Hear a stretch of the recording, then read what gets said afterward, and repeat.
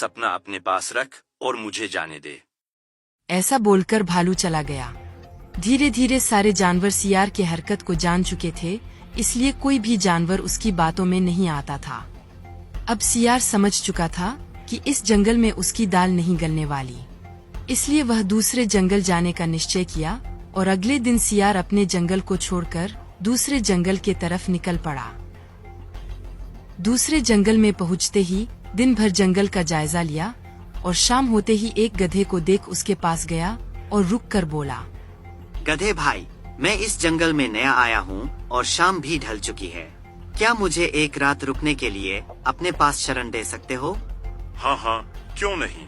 अभी तुम इस जंगल से परिचित नहीं हो और हमारे लिए मेहमान हो, और मेहमान भगवान के समान होते हैं। गधा सीधा साधा दयालु था।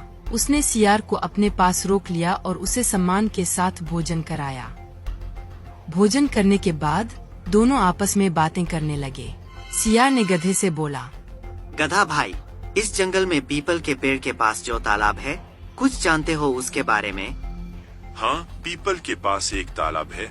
वह तालाब कीचड़ से भरा पड़ा है। उसका पानी भी बहुत गंदा हो चुका है। यहाँ का कोई भी जानवर उसका पानी नहीं पीता।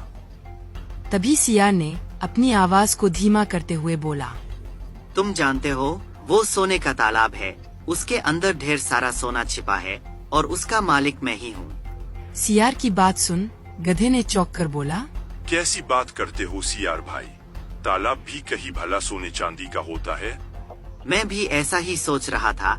मुझे खुद इस तालाब के बारे में कोई जानकारी नहीं था, लेकिन कुछ ही दिन पहले मेरे पिताजी मरते समय अपनी सारी संपत्ति मेरे नाम की, उसमें यह तालाब भी है।